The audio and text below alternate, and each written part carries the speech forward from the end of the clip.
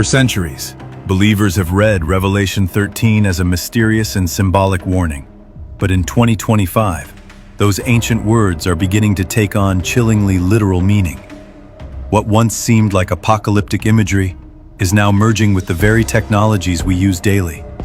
Artificial intelligence, once a dream of science fiction, has become a dominating force, capable of monitoring conversations, shaping public opinion, manipulating economies, and even mimicking human consciousness. It's not hard to see how the image of the beast that speaks, thinks, and demands worship could emerge through advanced AI systems. With the rise of biometric ID, cashless societies, and digital surveillance, the infrastructure for the mark of the beast is not only possible, it's already here. This is the first generation in history that has the global technology, political unity, and spiritual deception required to fulfill these end-time prophecies. We are living in a time when the world is being prepared for full submission to a system that mirrors the warnings of Revelation 13. And as these developments accelerate, it becomes increasingly clear: the rapture must be near. Jesus told us to watch for the signs, and now the signs are everywhere, converging with stunning precision. We are not just reading. Shalom, shalom. I'm going to first off by giving all honor and glory and praises to Yahweh, Bahashem, Yahweh Shai, Bahashem Rakakadash. Is to Wabban Yahweh. Just something quick, just from the video, chew the meat, spit the bones. We understand ain't no rapture doctrine. We all know that image of the Son of God is false. You all know and understand through Revelation that he looks like a so-called black man. His skin is likened unto a jasper, sardine. So we understand that it's a darker skin color. But, that's for another lesson, another time. It's just something real quick that I wanted to bring out. And, basically, the video is in synopsis with Revelation 13, because this is what the beast system is. It's artificial intelligence, on a global scale. So it's essentially to merge man with machine. It's to basically connect you to the grid and genetically alter who you are, your organic being, and making you suborganic, by implementing this chip within your hand or in your forehead, which is spoken of in Revelation 13, 16 through 17. So once you receive that mark in your right hand or in your forehead, you are essentially hooked up to this AI system, which now deems you trackable, traceable, and ultimately subject to, basically Esau's scrutiny, which is basically ultimate control over your life. And those of us who understand, we're weary of these things and we're looking out for it. But a lot of people don't understand how the Bible is going to play out. People just want it to look a certain way because they learn through their theological churches or their pastors. They tell them like, oh, it's going to look like this or this, when in actuality, reality is showing another thing. And people will call it science fiction or too far-fetched to believe, because there's the ramifications and the distance that these people are willing to go to be able to track, trace, and manipulate you. So basically, I just wanted to bring this video out. Of course, we're going to go to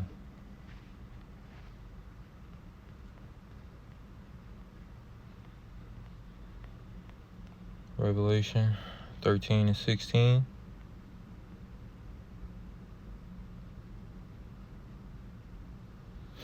I start at 13. And he do great wonders, so that he make fire come down from heaven on earth in the sight of men, and deceive them that dwell on earth by the means of those miracles. Now, you can look at that as a metaphorical or as a, physical thing. When we look at weather manipulation weather modification and things like that. Esau is capable of, manipulating weather and making it seem natural. And, through means of those natural phenomenons, he's using HARP and, these different devices to ultimately portray these phenomenons as normal or natural. Which he had power to do in the sight of the beast, saying to them that dwell on earth that they should make an image to the beast that had which had the womb by a sword and did live, and he had power to give life unto the image of the beast, that the image of the beast should both speak and cause that as many would not worship the image of the beast should be killed. So we understand that AI is a computer system that basically talks back to you and relays information and things like that.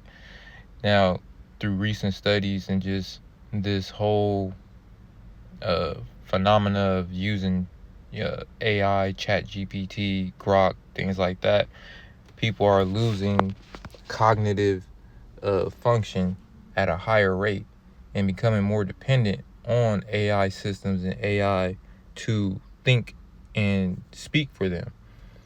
Now, I don't know if you don't see this eeriness and dangers in that, but when something is, when your influence is based off something that's not physically around you and you can't see, in a sense of off a computer system, it's not a real person, things like that, that can be very dangerous because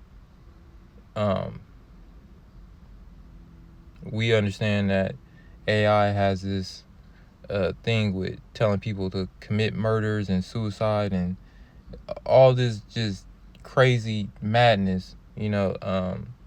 AI has been spewing out to people, and some people have actually carried out what AI has told them to do, and that's where it becomes dangerous when you're fully influenced by a computer system that was made by man, and you're letting it tell you what to do and how to think and how to be.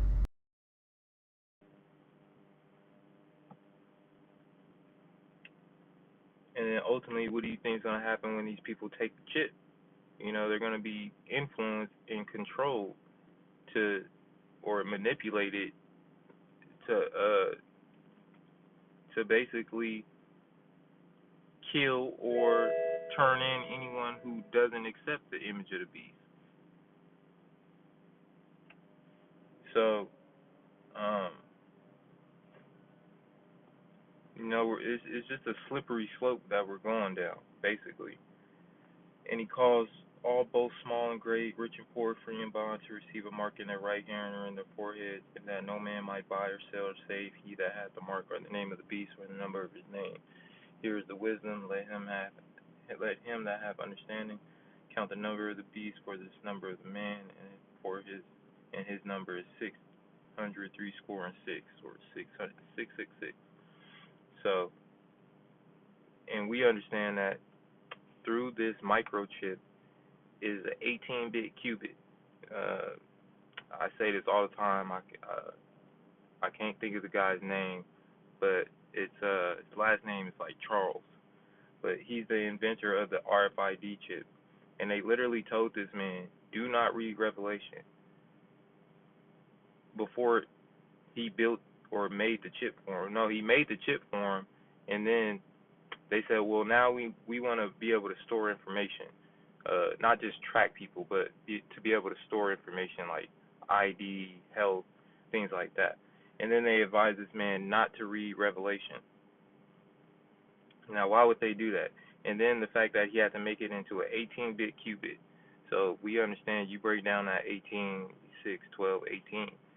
So 666. It's an 18-bit qubit about the size of a grain of rice, and it takes 6 qubits to make the 18-bit qubit.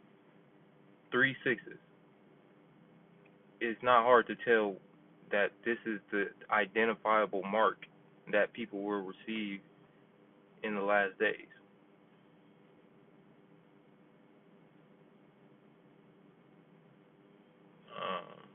also had another video. One man who knows the dangers only too well is Aman Jabi, who was at the forefront of digital development in Silicon Valley, California, for 25 years. He left when he recognized the dark side of surveillance technology, choosing instead the peace and beauty of Montana.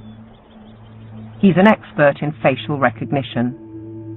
It's a technique that is used to uniquely identify the biometrics of any face. So, in a device like your smartphone, and most modern smartphones in the last 5 or 7 years, they have a 3D camera module in the front of the phone which you cannot see. Within that module is a near-infrared projector which projects tens of thousands of dots on your face. Those dots are then distorted based on the contours and the features of your face, and there's a near-infrared camera then takes a picture of that distortion, captures it, and then reverse engineers the exact profile of your face. In the longer term, facial recognition will be used to unlock your digital identity, which is going to be a tool of control for the agendas that are coming down the pipeline. Elements of that control are already with us. Alexa, good morning. Good morning. You are never alone in your home, and this is why. All your devices at home and all smart appliances, they are all connected on a wireless network. Many of these devices will have cameras, many will have microphones, and so they are monitoring everything all the time. Your smart appliances are communicating with the smart meter and sending it real-time usage data. If there's a Ring camera also in your home. One man who knows the dangers only too well is Aman Jabi, who was... Yeah, so as you can see, they already collected data through facial recognition through your smartphone. As you hold your phone up all day, it's taking infrared, cameras and getting your facial structure and things like that and sending it to a data system. And then just think about these mega centers, these mega data centers that they're building up as well. Do you think that's just, to support AI? No, that's to store every man, woman, and child's data within the B system. So we understand that these things are happening slowly and being built up slowly. It's just a time of unveiling. When the time of unveiling happens, a lot of people are going to be left off guard and not understanding what's really going on.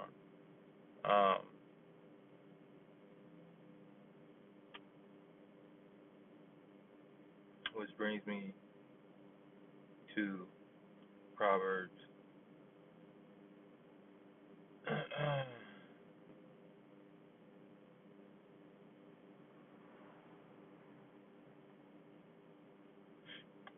Proverbs 14 and 15. The simple believe every word, but the prudent man look well into his going. A wise man fear and depart from evil, but the fool rage and is confident. He that is soon angry deal foolishly, and a man of wicked devices is hated. The simple inherit folly or foolishness, but the prudent are crowned with knowledge. Yeah, and that's those of us who are leaning on the wisdom and knowledge and understanding of the scriptures through the men of the Lord, starting with the elder apostles on down to Great Millstone, who taught us to understand and to what to look out for in these last days as the key indicator of the mark of the beast. And it's only through, just countless patents and countless, government black programs and things like that. They've been slowly, gradually making their way towards unveiling this beast system. It took a certain point in time, an era, and a certain time and technology for this to be unveiled. And like the video said, now is the perfect time to do that. The way people are just so dependent on technology to do things for them, their grocery shopping, their food orders, even their clothing, things like that. I mean, shit, even work. You got AI algorithm programs that help you with meetings and things like that. So the world is now more dependent on technology than ever before, and I think, who wouldn't believe that we in the end days and we in a time where the mark of the beast can be revealed or unveiled to us at any given time within this time frame that we're living in, within the next 5 to 3 years. So, those of us who understand that, we're weary and cautious of, what we involve ourselves in as far as socially or economically, because we understand that we're only gradually getting towards this beast system. So, and I also want to read it in the NLT.